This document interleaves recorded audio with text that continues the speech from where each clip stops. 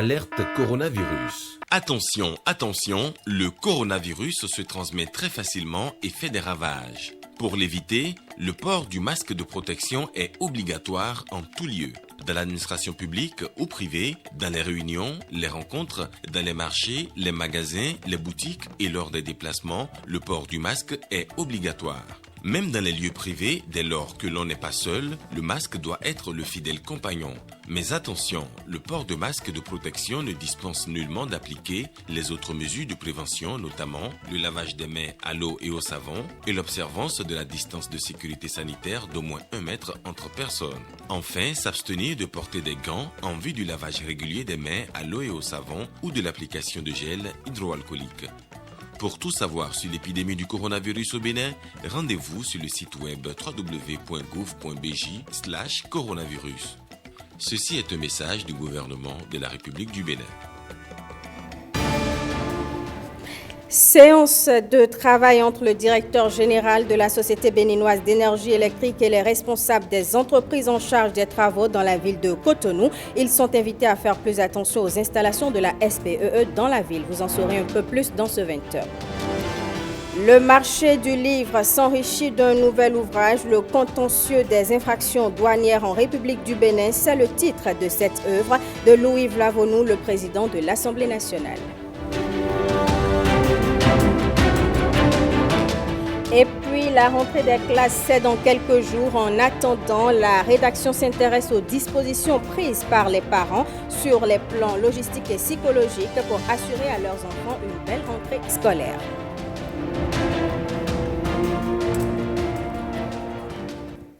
Bonsoir, mesdames et messieurs, et bienvenue aux 20h. Louise Mouchikiwabo, la secrétaire générale de l'Organisation internationale de la francophonie, foule le sol béninois ce soir. Elle sera accueillie à son arrivée à l'aéroport international Cardinal Gantin de Cotonou par le ministre des Affaires étrangères et de la coopération. Plusieurs activités vont meubler son séjour au Bénin, dont un tête-à-tête prévu avec le président de la République. Dans la série de tournées qu'il a initiée à travers tout le territoire national, le parti Union progressiste a fait escale dans la cité lacustre de Ganvier. Dans cette localité où il a obtenu une victoire éclatante, le parti s'est fait un devoir d'aller remercier ses militants et voir avec eux les perspectives pour les échéances électorales futures. James William Gwagedi. Le parti Union progressiste s'est imposé comme un parti majeur dans la commune de Soava. La cité lacustre de Soava reçoit sa délégation du bureau politique de l'Union progressiste quelques mois après l'avoir assuré au parti une des victoires les plus éclatantes à l'occasion des élections communales du 17 mai 2020. Vous savez, ici à Soava, sur les 25 conseillers, nous avons l'UP a eu 17. Nous avons eu la majorité absolue, une majorité écrasante. Donc il y a de quoi revenir quand même dire merci à ceux-là qui ont fait ces prouesses. Et deuxièmement, de situer le contexte, par exemple du PAG, ce qui a été fait au niveau PAG, ce qui reste à faire. Et en troisième point, nous allons parler des installations, des structures de base au niveau de l'UP. Motif de satisfaction pour les membres de la délégation, mais aussi occasion de gratitude. Parce que vous avez fait le maximum. Pour l'UP, vous avez donné la mairie de Soava. Rien que pour ça, je voudrais que vous applaudissez. Le plus grand chemin reste encore à faire, c'est les présidentielles. C'est en ce moment que vous devez supporter le choix de votre parti. Ces résultats qui ont été acquis dans l'adversité l'ont été aussi parfois dans le dénuement, justement dénoncés par les cadres locaux du parti. En conséquence, les forces politiques de Soava souhaiteraient quelques changements à l'avenir. C'est de mettre à la disposition des organes communaux du parti des moyens de transport adéquats. Mettre à disposition au moins un auxiliaire de justice pour nous aider au cas où il y aura des incidents ou des fraudes en tant qu'agent assermenté, nous aider à faire les constats nécessaires. Ces doléances sont déjà résumées dans un projet qu'on appelle Réinventer Ganzi. Et ce que je voudrais demander en tant que maire, c'est que ce projet soit accéléré au niveau de la commune parce que ça a déjà pris tout en compte. Et je voudrais demander aux porteurs de nos messages de monter les doléances au niveau du chef de l'État pour que les travaux accélèrent, pour qu'on ait satisfaction totale. L'Union progressiste poursuit son ratissage du territoire national. À cette occasion, un comité transitoire chargé de l'installation des structures de base du parti dans la commune de Soava a été mis en place. Comment gérer efficacement le patrimoine non foncier de l'Assemblée nationale? La question était au cœur d'un atelier de renforcement de capacité à Kétou. Les travaux lancés par le président Louis Vlavonou réunissent les cadres parlementaires et spécialistes de la Direction générale du budget de l'État. Firmin Bassao. Les dysfonctionnements et insuffisances constatés dans la gestion du patrimoine non foncier de l'Assemblée nationale au cœur d'un atelier à Kétou. Une rencontre de renforcement de capacité à l'endroit des cadres parlementaires qui intervient suite à un constat. Nous avions constaté que le patrimoine de l'Assemblée nationale étant du domaine public, leur gestion comporte un certain nombre d'insuffisances, notamment en ce qui concerne la comptabilité matière et les inventaires des biens mobiliers et immobiliers qui sont mis à la disposition de l'administration parlementaire pour son bon fonctionnement. Les spécialistes de la Direction générale de la gestion du matériel de l'État vont entretenir tous les acteurs intervenant dans le domaine, car l'Assemblée nationale, une institution à caractère public, doit travailler à sécuriser son patrimoine. Je vous engage en outre à vous investir profondément au cours des travaux de cet atelier afin de relever ensemble le défi d'une gestion saine, rationnelle et normative du patrimoine non financier de notre institution. De la problématique jusqu'aux travaux d'inventaire, les invités à cette rencontre seront appelés à mieux s'outiller durant les 4 jours que durent les travaux. Sachez, mesdames et messieurs, que le président de l'Assemblée nationale a lancé un nouvel ouvrage, Le contentieux des infractions douanières en République du Bénin. C'est le titre de l'ouvrage. On retrouve Firmin Bassao. C'est à l'occasion de la fête patronale des disciples de Saint-Matthieu que Louis Vlavonou, président de l'Assemblée nationale, a rendu public son ouvrage. Un chef-d'œuvre à travers lequel l'inspecteur des douanes à la retraite nous introduit dans l'univers d'une corporation dont les agents font parfois objet de récriminations de la part des citoyens. L'ouvrage présenté à l'assistance par un professionnel des médias et préfacé par le procureur spécial de la Criette est le second après celui lancé le 24 août dernier à Porto Novo. Un ouvrage technique destiné aux auxiliaires de la douane et à tous les acteurs intervenant dans la chaîne de la mobilisation des ressources de l'État, mais aussi au public. À travers cette compilation de 30 années d'expérience dans la douane, l'auteur entend ainsi contribuer à la stratégie nationale de lutte contre le blanchiment des capitaux et le financement du terrorisme dans le secteur. Je vous l'annonçais dans les titres. Le directeur général de la Société béninoise d'énergie électrique a eu une séance de travail avec les responsables des entreprises en charge des travaux dans la ville de Cotonou. Il les a, à l'occasion, invités à faire plus attention aux installations de la SBEE dans la ville. Regardez. On a encore eu la semaine dernière des piochages de câbles dans des zones importantes. Et je pense que c'est important aujourd'hui qu'on puisse échanger entre nous et voir qu'est-ce qu'on peut faire. Encore de nouveaux piochages de câbles de la SBEE. Cela porte depuis le début des travaux à 37 câbles endommagés par les différentes entreprises. Le dernier constat dans la ville de Cotonou. On a localisé la panne entre 2 postes. Et quand on l'a localisé, on a commencé par fouiller. C'est comme ça qu'on a compris. Entre un peu avant Carrefour, 3 banques, des ouvriers étaient en train de travailler et ils ont pioché notre câble.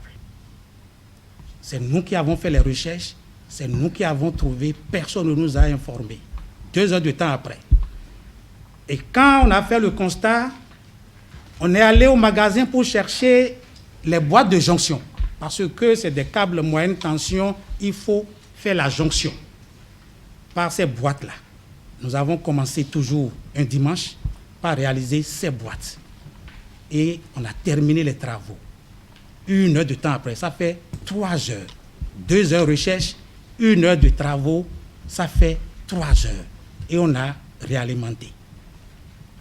C'est après 3 heures que tout le monde a l'électricité. Même le président de la République. Pendant ce temps, je suis sûr qu'on vous a appelé pour vous dire qu'on n'a pas le courant. Il arrive qu'on passe des heures à rechercher et chercher une panne. Et là où le câble est peut-être à 1,50 m dans l'eau, ce n'est pas aisé. Et très souvent, il faut pomper. Il faut pomper des heures avant de pouvoir identifier. Le dernier cas qui s'est produit, heureusement, on a réussi à dépanner. Mais j'avoue que le cas n'est pas encore réparé parce qu'on avait la chance d'avoir une autre ligne de secours qui nous a permis de réalimenter. Soit au total 17% de la clientèle touchée et près de 300 kWh d'énergie non distribuée. Ici à DRL1, il y a eu 26 piocheurs de câbles et ça a affecté 82 000 clients. À DRL2, il y a eu 2 piocheurs de câbles pour 8 000 clients d'affectés. À DRA, on a eu 3 piocheurs de câbles pour 10 000 clients affectés. Et à la drop, il y a eu 6 piocheurs de câbles pour 13 800 clients affectés, ce qui fait qu'on a eu pour les 37 pannes de câbles qui ont été sectionnés 114 000 clients. Donc, ça représente, vous voyez, beaucoup de clients parce qu'on a 600 quelques mille clients à la SB2E dans tout le pays. La séance de travail permet d'assurer une évolution sans dommage dans la mise en œuvre des réformes salvatrices à long terme engagées dans le pays. On s'attend à ce que les gens communiquent mieux entre eux, on s'attend à ce que les choses évoluent positivement, que vous preniez le moins de chances possible, que vous demandiez l'aide de la SB2E, le support de la SB2E, on est disponible, demandez-le. Et s'il y a quelque chose qui ne va pas, vous nous dites immédiatement, s'il vous plaît, pour faire en sorte qu'on ait le moins de briques possible sur le réseau souterrain de la SB2E. Ce que moi j'ai retenu par rapport aux engagements, c'est de prendre soin du réseau de la SB2E, c'est-à-dire avant de travailler, de communiquer, d'informer la SB2E, de procéder au sondage, de faire tous ces travaux-là en présence en fait des agents de la SB2E afin d'éviter les différentes casses. Ce qui aujourd'hui a retenu, c'est que nous faisons beaucoup plus attention. On a du matériel pour scanner le sol et voir ce qu'il y a afin d'éviter à l'aventure de prochaines casses. Nos ouvriers sont sensibilisés dans ce domaine et nous pensons qu'il y a la collaboration entre nous, la SB2E. Chaque fois on les appelle. Depuis un certain temps, on a installé les points focaux qui étaient là. Ça a été renforcé. On les appelle, on les prévient. S'il y a des coupures à faire, ils sont systématiquement prévenus. Les travaux entrepris par le gouvernement ont pour finalité le mieux-être de nos villes et par conséquent des populations. Se comprendre, se soutenir et s'accompagner s'avère désormais nécessaire en vue d'atteindre les objectifs fixés par la SBEE, zéro piochage de câbles et parfaite évolution des travaux. La résilience des communautés rurales sur la gestion des écosystèmes dans les paysages forestiers et agricoles au Bénin doit être améliorée. Le projet d'adaptation basé sur l'écosystème a été lancé pour atteindre cet objectif et pour venir en aide aux populations vulnérables face aux effets des changements climatiques. Compte rendu. Après 2 ans d'études et de recherche, voici venue l'étape d'approbation du projet d'adaptation basé sur l'écosystème. Dans un contexte où le changement climatique devient une question préoccupante avec une dégradation des terres et du couvert végétal, ce projet vient au secours des populations vulnérables. L'objectif de ce projet est de protéger les communautés rurales contre les effets des changements climatiques en adoptant des moyens de subsistance agricole et en investissant dans la gestion des terres. Ainsi, à travers ce projet, il sera question de la promotion d'actions pour une agriculture résiliente au changement climatique dans 7 communes rurales du centre et du nord du Bénin. Il faut signaler aussi que ce projet s'arrime correctement avec le programme d'action du gouvernement et vient soutenir les efforts du gouvernement pour l'accroissement de la résilience des communautés au climat en s'appuyant sur la productivité agricole et la gestion durable des écosystèmes forestiers. La mise en œuvre de ce projet dans le contexte actuel de la pandémie de la COVID-19 viendra renforcer la réponse du gouvernement pour le relèvement socio-économique post-COVID-19, en ce sens qu'il permettra de renforcer la résilience des populations au niveau des communes ciblées. Le Bénin, à travers son gouvernement, consent depuis plusieurs années des efforts pour lutter contre les impacts du changement climatique. Et ce projet est donc en accord avec les politiques gouvernementales. Il était nécessaire pour le gouvernement d'agir en investissant dans une agriculture résiliente au climat par une approche novatrice pour la restauration et la gestion des écosystèmes forestiers et agricoles. C'est ainsi que le gouvernement du Bénin a sollicité et obtenu du Fonds vert pour le climat une subvention de 9 millions de dollars pour la mise en œuvre du projet d'adaptation basé sur les écosystèmes. La contribution du Bénin à ce projet est de 1 million de dollars, ce qui fait au total un coût de 10 millions de dollars américains. À travers ce projet, environ 3600 hectares de forêts indigènes seront restaurés. Des communes du centre et du nord Bénin sont concernées, notamment Dassa, Tchaourou, Djougou, Ouaké, Kobli, Bokoumbi et Banikwara.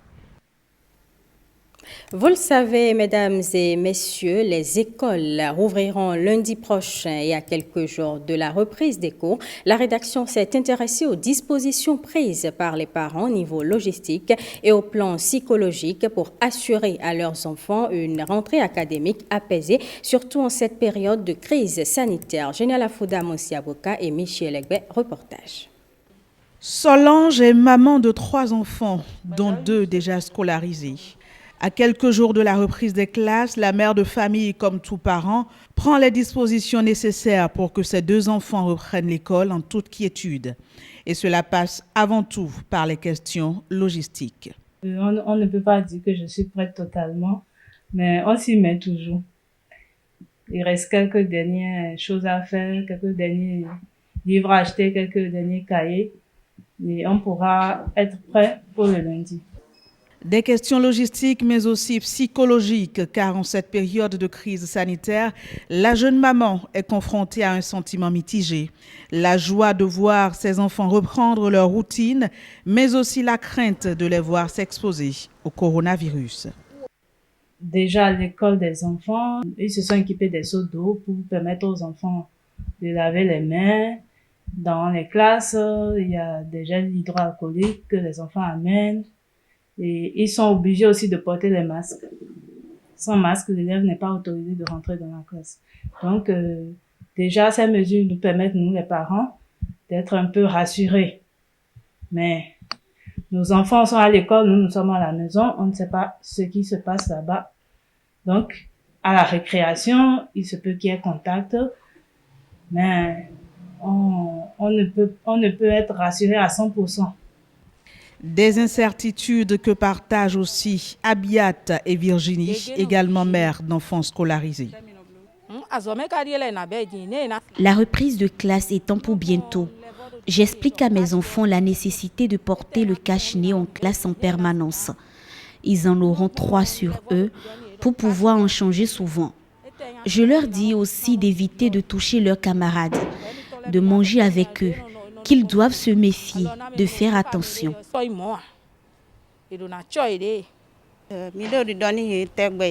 On leur dit de se laver souvent les mains à l'école, de rester à 1 mètre d'écart des autres et de porter leur masque. Nous avons vraiment peur de cette maladie.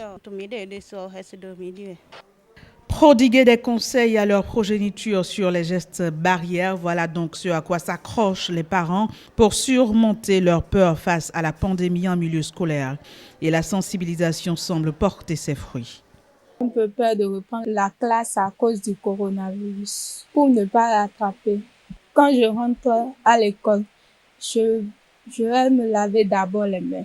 Je prends 1 mètre d'écart à côté de mes camarades. Entre achat des kits scolaires et gestion de la psychose liée au coronavirus, l'année académique 2020-2021 s'annonce un peu plus stressante que les précédentes, aussi bien pour les élèves que leurs parents. Car malgré les craintes face à la pandémie, il faudra bien trouver le juste milieu pour offrir aux enfants une année scolaire normale ou presque. On parle maintenant de la pré-rentrée à Kandi. Les acteurs de l'école mettent les petits plats dans les grands pour une rentrée des classes réussie. Wenceslas Saroimo et Aziz Alagbe ont parcouru certains collèges et écoles de la ville. Reportage. C'est d'abord la petite affluence pour ce premier jour de pré-rentrée à Kandi. Si le personnel administratif est entièrement en place, ce n'est pas le cas pour les autres acteurs. Seuls quelques parents, apprenants et enseignants se présentent pour des besoins spécifiques. Je suis arrivée aujourd'hui pour chercher mon bulletin. Je suis venu au collège premièrement pour prendre l'emploi du temps. Et c'est ce que vous voyez là. Alors, cet emploi du temps me permettra de savoir les classes qui me sont attribuées. La pré-rentrée a pour objectif d'anticiper les tâches pouvant retarder le démarrage à temps des cours à la rentrée. Nous avons pris au niveau de notre département, et plus précisément dans le secteur de l'enseignement secondaire, une avance. Cette pré-rentrée a démarré depuis le 11 septembre 2020 à travers une grande rencontre avec tous les acteurs du système éducatif dans tous les collèges. Vous constaterez l'effectivité de la propriété des cours. Vous aurez aussi à constater la mise en place du dispositif de lavage de mains. Alors, la première des activités, c'est d'abord le nettoyage de l'établissement. Parce que maintenant, on ne doit pas attendre les enfants pour le faire. Vous aurez dû remarquer qu'on a commencé. Donc, les emplois sont déjà prêts. Les professeurs sont là, ils retirent leur emploi du temps. Nous allons d'ici mercredi, afficher la liste pour chaque classe. Je vais demander à tous les parents d'acheter au moins 2 cache-nez à l'enfant. Ils portent un le matin et un le soir. Au CEG2, les eaux ont déjà gagné la cour jusqu'aux portes des salles et bureaux. Je vois que mon collège est inondé, partout c'est de l'eau. Pour aller dans les salles de classe, c'est tout un problème, c'est des difficultés. Une pluie de plus et les eaux viendront au-dessus de la cheville des occupants. La situation est cyclique et les solutions dérisoires. Nous avons déjà pris toutes les dispositions nécessaires. On a même déjà commencé. Nous allons mettre les pavés pour permettre aux enfants de passer pour rejoindre les classes. Si l'autorité au haut niveau peut nous aider à mettre des terrasses, ou bien les bonnes volontés aussi. Toute la semaine sera mise à profit en vue du démarrage réel des cours le 28 prochain. Lutte contre le coronavirus au ministère de la Santé ce mardi. Plusieurs organismes ont montré leur solidarité en volant au secours du gouvernement dans sa lutte contre la pandémie. Léna Kabwazaou et Michel Egbe pour les détails. 1 million de comprimés de chloroquine phosphate 250 mg, 50 000 comprimés d'azithromycine 500 mg et 40 000 masques chirurgicaux. C'est le don de l'industrie pharmaceutique Pharmaquick by ABT SA au ministère de la Santé dans le cadre de la riposte contre la COVID-19. Des produits pharmaceutiques destinés à la prévention du mal et au traitement des patients. Ce modeste cadeau que nous faisons aujourd'hui est une contribution en reconnaissance de ce que le peuple béninois a donné de confiance à la compagnie que nous représentons, à savoir Pharmaquick by ABT SA. Ceci dans le souci de la santé des populations béninoises et de la sous-région. Dans le même élan de générosité, la société Mecam Technologies appuie le gouvernement dans ses efforts de prévention et de diagnostic. Aujourd'hui, nous avons apporté 125 litres de gel hydroalcoolique, 500 visières de protection et un lecteur d'empreintes et reconnaissance faciale qui permet en même temps de détecter les températures. Ceci dans le cadre de soutenir les cadres du ministère et les employés de santé qui sont en première ligne de lutte contre cette crise. La multinationale Nestlé Nutrition et son partenaire béninois Glacem SA apportent, eux, une centaine de cartons de 120 sachets de 25 grammes de Cerelac blé pour la prise en charge nutritionnelle des patients atteints de la COVID-19 et des personnes vulnérables en cette période de pandémie. On dit souvent qu'il n'y a pas de santé optimale sans une nutrition équilibrée. C'est dans ce sens que, par le présent don, nous apportons notre soutien au ministère pour l'accompagner dans tous les efforts déjà entrepris pendant cette période pour pouvoir éradiquer ce mal qui sévit. Au nom du ministre de la Santé et au nom du gouvernement, je voudrais vous exprimer toute notre gratitude et vous assurer que ces matériels que vous mettez à notre disposition seront utilisés pour la riposte contre la COVID-19. Je reste persuadé qu'ensemble, nous allons relever les défis imposés par cette maladie. Grâce aux gestes de solidarité de ces donateurs, le gouvernement béninois se voit encore plus armé dans son combat contre la COVID-19.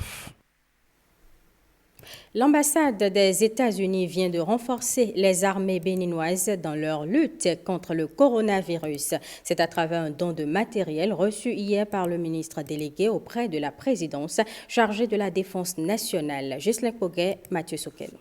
Un lot d'équipements de protection individuelle d'une valeur de plus de 41 millions de francs CFA, dont de l'ambassade des États-Unis à l'hôpital d'instruction des armées. Par cette initiative, les États-Unis d'Amérique viennent en soutien à l'hôpital qui utilise ces installations dans le cadre de la lutte contre la COVID-19. Je tiens à remercier le ministre délégué chargé de la Défense nationale, le chef d'État-major général et tous les membres du haut commandement, le directeur du service de santé de forces armées béninoises et ses collaborateurs, et l'ensemble du gouvernement du Bénin pour les efforts considérables qu'ils ont déployés pour combattre le virus et pour assurer la sécurité et la santé des Béninois et pour être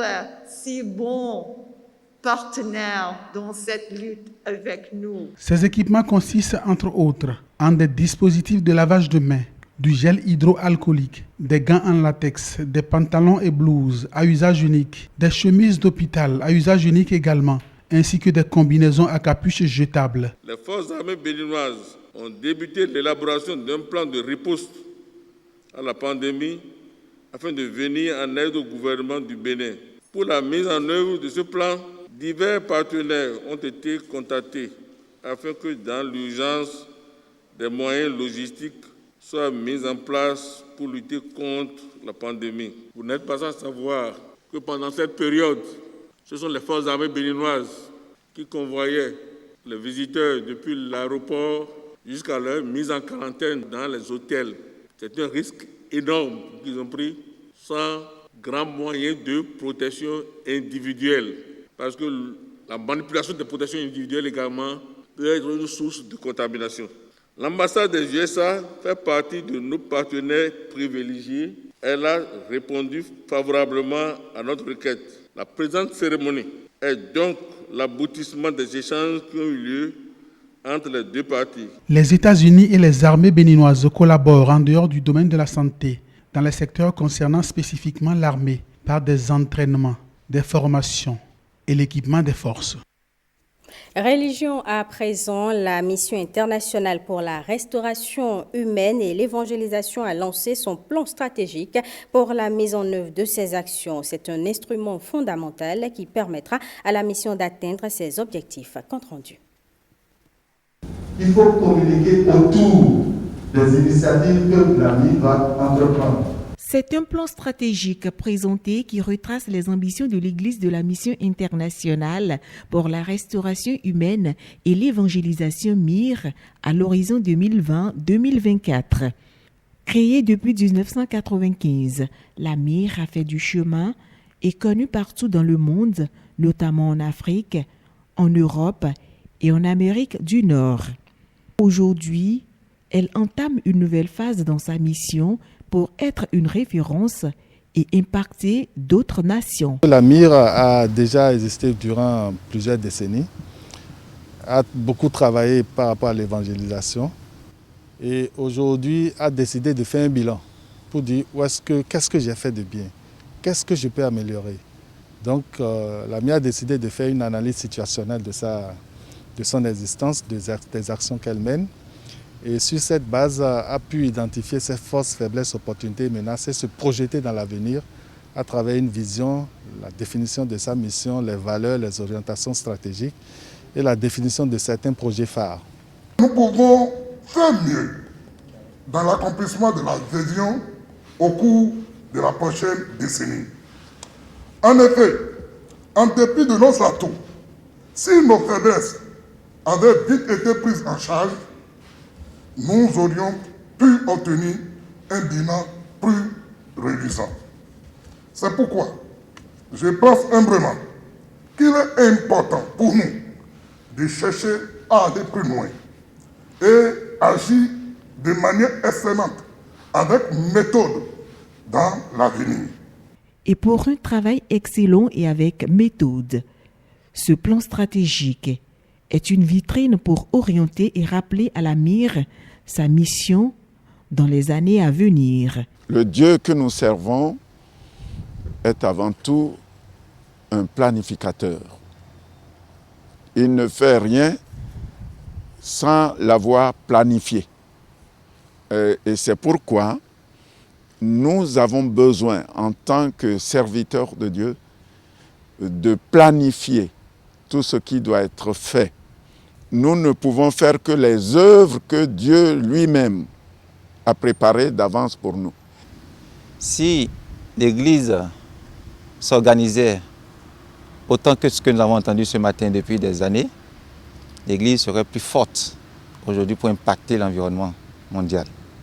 Ce plan stratégique se présente désormais comme un canevas pour l'évangélisation et des actions fortes pour amener le peuple de Dieu vers sa destinée à l'horizon 2030.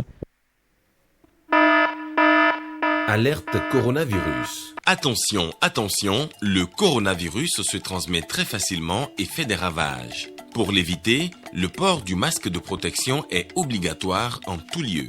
Dans l'administration publique ou privée, dans les réunions, les rencontres, dans les marchés, les magasins, les boutiques et lors des déplacements, le port du masque est obligatoire. Même dans les lieux privés, dès lors que l'on n'est pas seul, le masque doit être le fidèle compagnon. Mais attention, le port de masque de protection ne dispense nullement d'appliquer les autres mesures de prévention, notamment le lavage des mains à l'eau et au savon et l'observance de la distance de sécurité sanitaire d'au moins 1 mètre entre personnes. Enfin, s'abstenir de porter des gants en vue du lavage régulier des mains à l'eau et au savon ou de l'application de gel hydroalcoolique. Pour tout savoir sur l'épidémie du coronavirus au Bénin, rendez-vous sur le site web www.gouv.bj/coronavirus. Ceci est un message du gouvernement de la République du Bénin. Eh bien, mesdames et messieurs, ce sera tout pour ce journal que je vous remercie d'avoir suivi.